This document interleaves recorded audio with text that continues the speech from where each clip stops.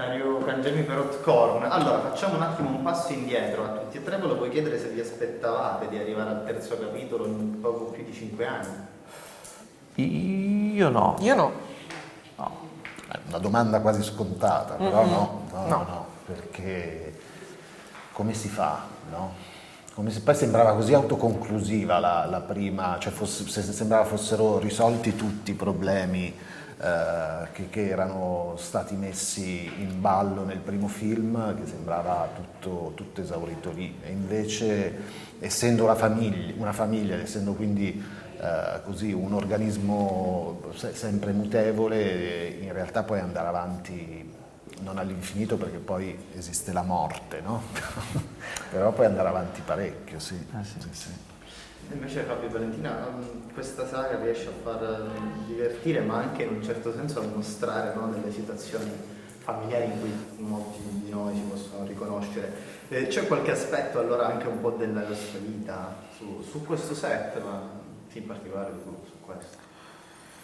Un aspetto specifico per quanto mi riguarda, no, io sono proprietario di una famiglia tutta mia, un usato sicuro, no, quindi riconosco certe dinamiche, quello sicuramente, le riconosco e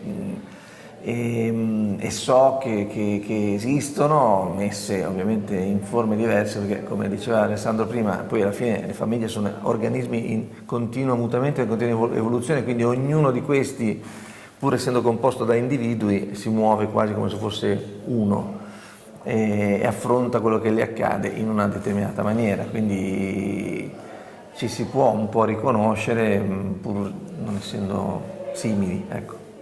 Io non ho connessioni né con Giulia né con la famiglia Rovelli, però cioè, è un qualcosa che amo tantissimo questo, nel senso che poi il nostro mestiere è rendere reale qualcosa che non esiste, no? Per cui mi piace tantissimo mettermi lì e in qualche modo calare, immaginare le cose, no? Immaginare come possono avvenire, le quotidianità, eccetera, eccetera. Però non, cioè, devo andare a pescare dalla fantasia e l'immaginazione o a mia sorella, a mio fratello e le mie amiche, ecco, se no non sono una.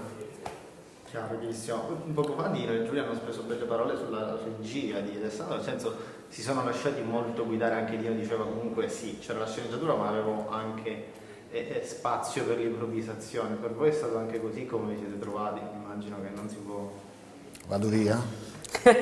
Guarda, cioè, con me, io e lui abbiamo cominciato il suo film d'esordio, è la peggior settimana della mia vita, l'abbiamo, anzi, io ho fatto un film con la legge di Salvatore scritto da lui, quindi ci conosciamo da 2000 anni, sì. Abbiamo fatto tante cose insieme, quindi so, lui, condivido le parole dei miei colleghi, però c'è anche un rigore nel fare le cose, cioè sì, è vero che si può, cioè il poter improvvisare o portare qualcosa di sé sta sempre dentro a dei confini molto precisi che vanno rispettati, altrimenti si rischia anche un po' lo svacco, lo chiamerei, e in questo lui è molto rigoroso e quindi sai che puoi anche lasciarti un po' andare, perché poi se si esagera poi si viene portati un po' in carreggiata, ecco.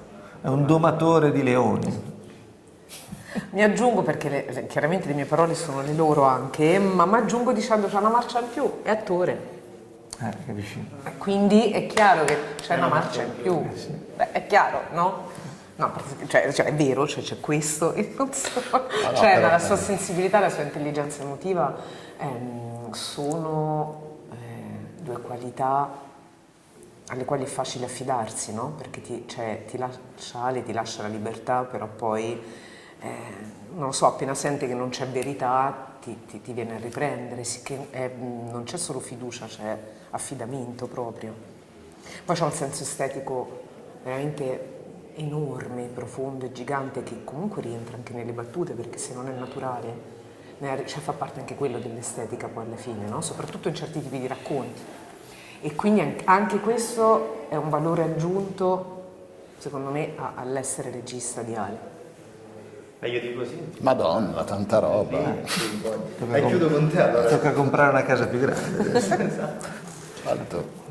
No, volevo chiudere perché su una sfida, un ostacolo che magari hai trovato in questa terza storia, nel scrivere e dirigere questa terza storia, mantenendola comunque sempre fresca e coinvolgente. Qual è stato questo? L'ostacolo è quello lì, però ti dico, qua è anche legato, adesso non voglio fare la controsviolinata, no? Però è davvero molto legato a chi tu hai come strumenti che poi suonano la partitura che è stata scritta, no? E ti dico, in una composizione musicale, letteraria o cinematografica, davvero chi suona ha una capacità di rendere fresco o di far invecchiare ciò che è scritto in forma di musica o in forma di parola. E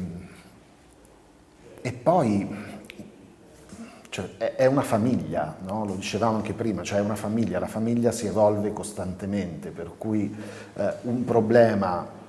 ogni problema che arriva è sempre un problema nuovo per chi lo vive, nonostante sia già stato vissuto 700.000 volte da 700.000 altre famiglie nella storia delle storie. E questo è poi il mondo, cioè che ogni 100 anni, diceva Woody Allen, viene tirato lo sciacquone e tutti ci si dimentica più o meno di ciò che è successo prima, no? E purtroppo è vero in un sacco di ambiti, però è l'umanità, qua l'umanità è rappresentata dalla famiglia e qua siamo, ci sembra tutto fresco originale, ma in realtà è una roba che esiste da sempre. Grazie. A te. Grazie.